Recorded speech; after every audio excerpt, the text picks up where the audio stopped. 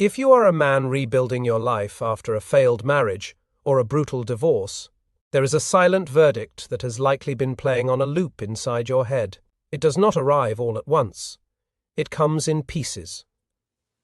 From statistics framed in a particular direction, from popular psychology content that keeps arriving in your feed, from well-meaning friends who absorbed a cultural script so thoroughly they have no idea they are reciting it. From your own worst thoughts in the hours when the house is quiet and the weight of everything sits heaviest. But however it arrives, the message delivers the exact same verdict every single time. This is entirely your fault. Today we are naming something that is happening to men in this culture right now that almost nobody is talking about with the precision it deserves. I call it the accountability epidemic.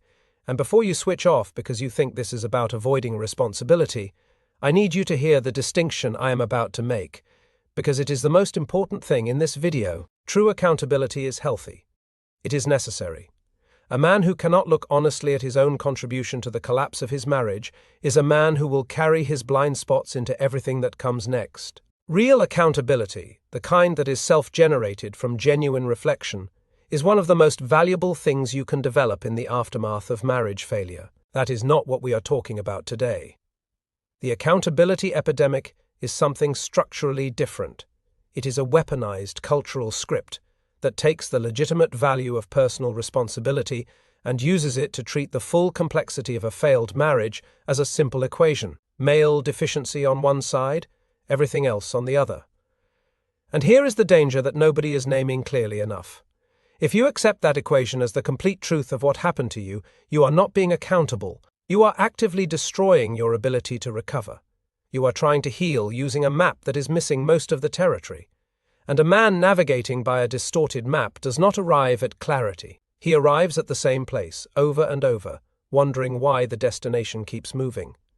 Stay with me for the next 20 minutes, because by the time this video ends, I am going to give you a clinical framework called the three-field analysis.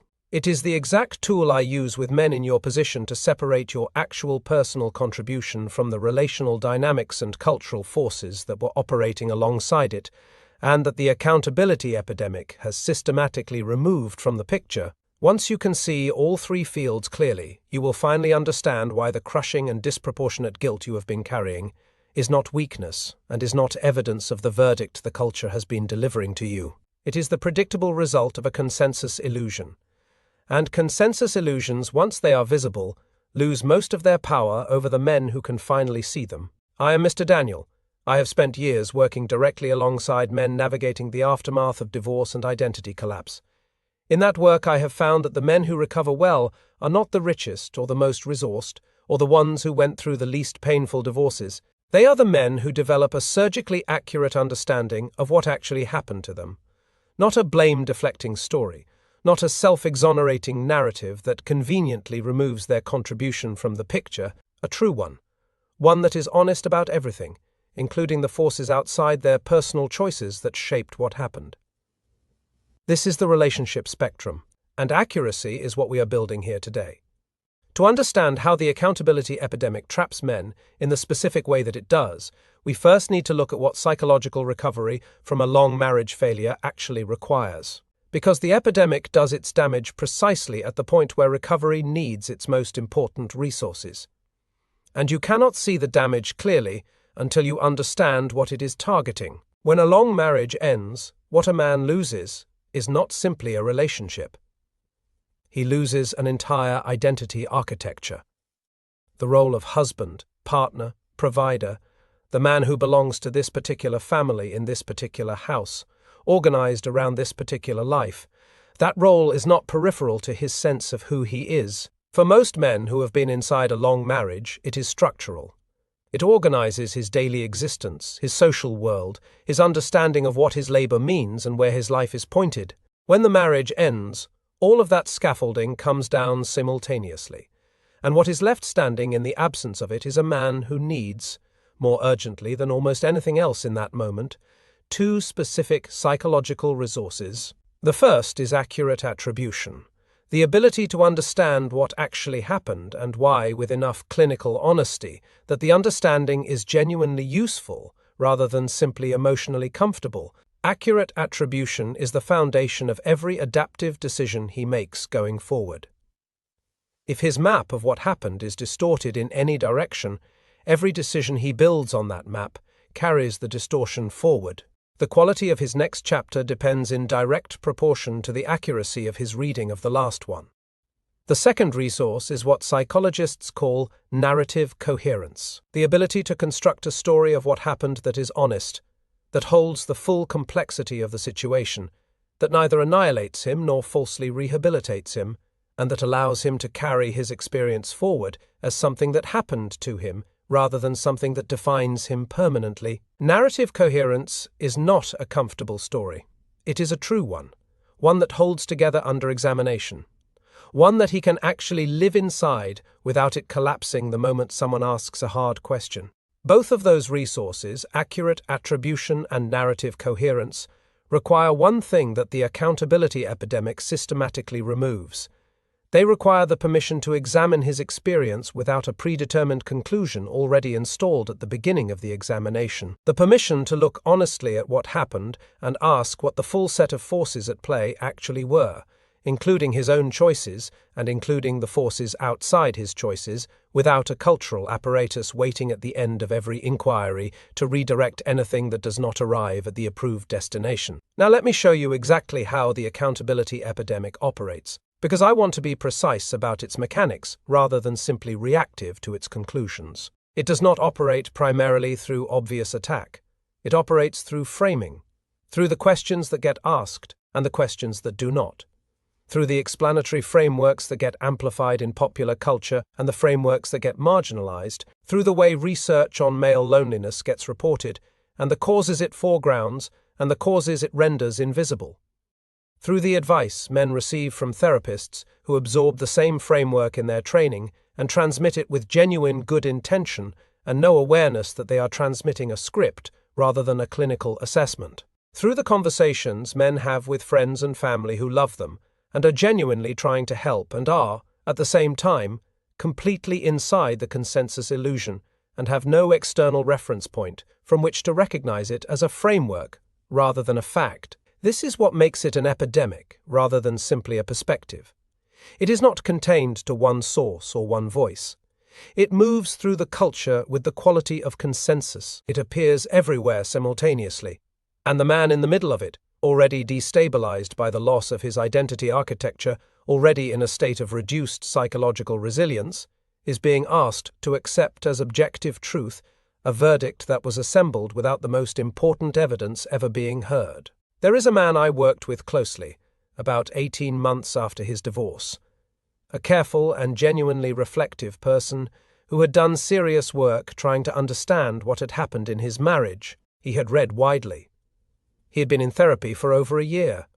He had had long and honest conversations with himself about his own patterns and his own failures, and he arrived at my door carrying a portrait of himself that was, in clinical terms, a caricature. He had accepted through the accumulated weight of every message he had received from every direction a version of himself that attributed to him an almost total responsibility for everything that had gone wrong. His emotional unavailability, his communication failures, his prioritization of work over connection, his inability to meet needs he had never been shown how to meet. He had assembled these into a comprehensive self-indictment and accepted it as the objective truth of what had happened. What I saw when I looked at his actual history was a man who had contributed to the problems in his marriage, as both partners in any long marriage contribute to its problems, but whose contribution existed inside a far more complex set of dynamics that the framework he was operating in had systematically made invisible to him, the way the demand and withdrawal pattern had operated between them across years and what it had required of him. His wife's own history and how it had shaped the emotional climate of the marriage, the external pressures of the specific decade they had been building a life inside, the ways in which the relational dynamic between them had co-created outcomes that neither of them would have produced alone. None of that complexity had made it into his understanding of what happened. Not because he was unwilling to look at it, because the framework he had been given had no category for it. It had a destination.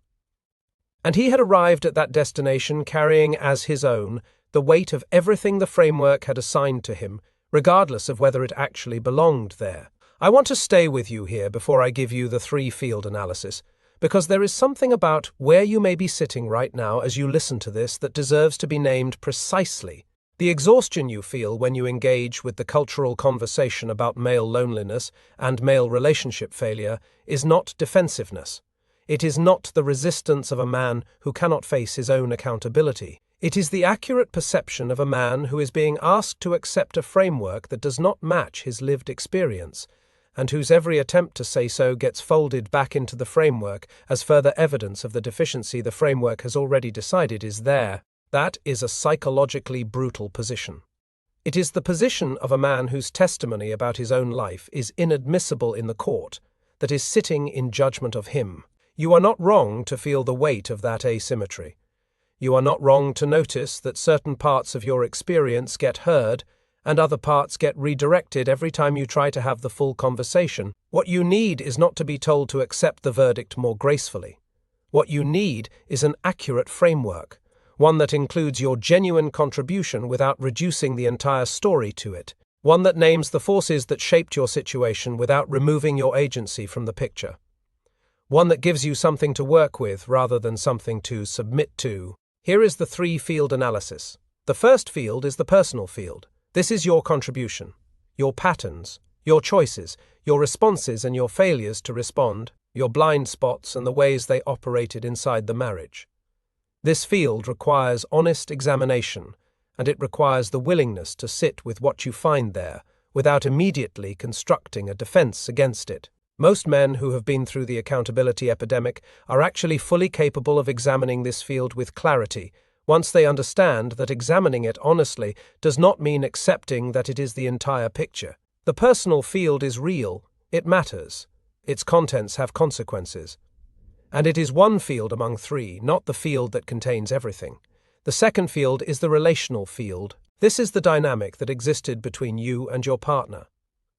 The patterns that were co-created across the life of the marriage. The ways in which the interaction between your respective histories, your attachment styles, your communication patterns, and your emotional operating systems produced outcomes that neither of you would have produced alone and that both of you shaped together. The relational field belongs to both people simultaneously. It is not his field or her field. It is the field that exists in the space between them. And it contains explanatory power that the accountability epidemic consistently and systematically assigns to the male column when it belongs structurally and accurately to both. The third field is the contextual field.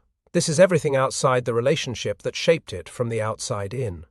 Economic pressure across the years of the marriage, extended family dynamics and the invisible weight they carried, health challenges and how they redistributed the emotional and practical load between you. Cultural messaging about what a marriage should be and what each partner should provide and what constitutes success and failure, the specific historical and cultural moment in which your marriage existed, and the forces that moment brought to bear on two people trying to build a life together. The contextual field does not excuse anything in the personal field. It does not erase your contribution or diminish your accountability for what belongs to you, but it explains things that the personal field alone cannot explain. And a reading of what happened in your marriage that does not include the contextual field is a reading that is missing a significant portion of the actual causal picture. A complete and honest analysis of what happened in your marriage lives across all three fields simultaneously. Not in one of them. Not primarily in one of them with token acknowledgement of the others. Across all three, with the contribution of each field held in proportion to its actual weight in your specific situation, rather than in proportion to a cultural script that predetermined the distribution before you ever began the examination. When you have that analysis, genuinely and honestly assembled across all three fields, you have something the accountability epidemic can never give you.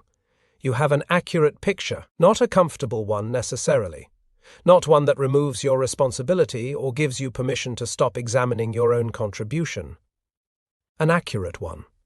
And an accurate picture is the only foundation on which genuine recovery, genuine learning, and genuine forward movement can actually be built. Because the man who builds his next chapter on a distorted map will keep arriving at the same destination. But the man who finally has an accurate picture of the territory can choose, for the first time, to go somewhere different. The still point I want to leave you with today is this. Accountability without context is not honesty. It is a story with the most important pages removed. And a man who builds his recovery on an incomplete story will keep arriving at the same destination, no matter how sincerely he is trying to reach somewhere different. Drop a comment. Men, I want to know, when you have tried to talk about what actually happened in your marriage with the people closest to you, did you find that certain parts of your experience got heard clearly, and other parts kept getting redirected or dismissed? And what was it that kept not making it into the conversation, no matter how many times you tried to raise it? Subscribe to the Relationship Spectrum. Every week, Mr. Daniel breaks down the psychological, cultural, and relational forces shaping men's experience of marriage failure and divorce with enough precision and enough honesty that the man watching finally has an accurate picture of what actually happened to him, and what it actually requires of him next.